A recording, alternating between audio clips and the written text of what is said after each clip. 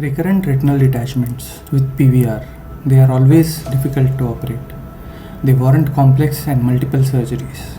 Presenting few of such cases of recurrent RD with PVR, which were operated by this novel technique of minimally invasive surgery.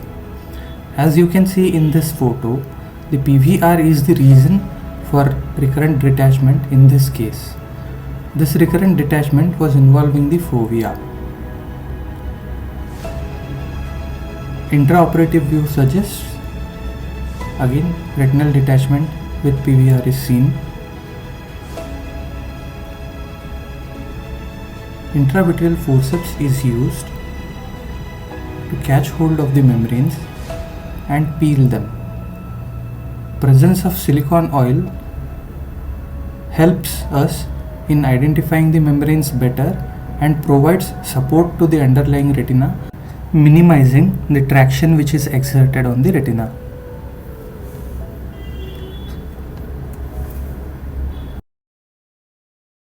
Subretinal fluid was drained under oil to flatten the retina. In this case, decision to drain SRF can be taken based on the type of case that we are handling. Endolaser was done around the breaks.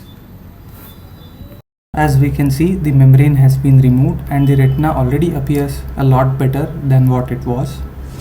Silicone oil top-up was done and patient was positioned. And as we can see in the post-op picture, the well-settled retina. The pre-op and post-op pictures are compared.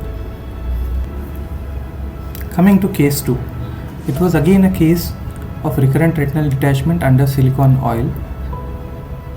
This detachment was involving the macula.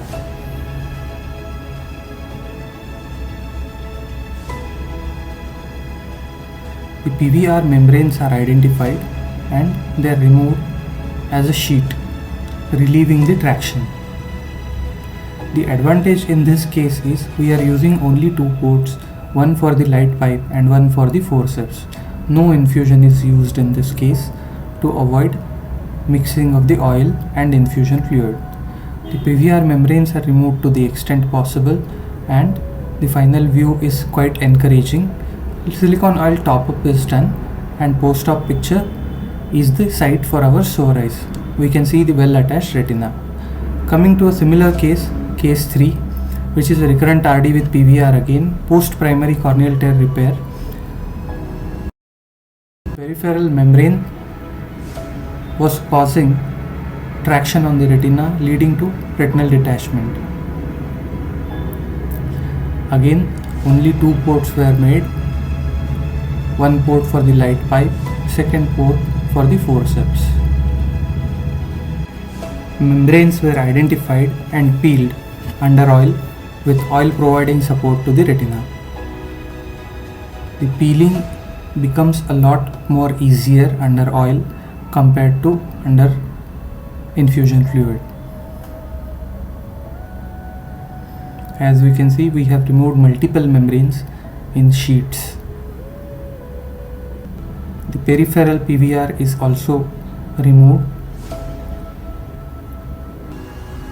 As you can see in this case, the extensive PVR which was there can be still dealt with the help of minimally invasive PVR surgery. This is the final look of this patient, and post-op day 1 itself looks good. And finally, after 1 month, we can see a well-attached retina. So this technique provides a relatively safe, simple solution in PVR cases, minimizing surgical time, surgical trauma, and also the costs involved. This technique can be used as a standalone procedure in selected cases, or it can act as an initial step in more complex cases. Thank you.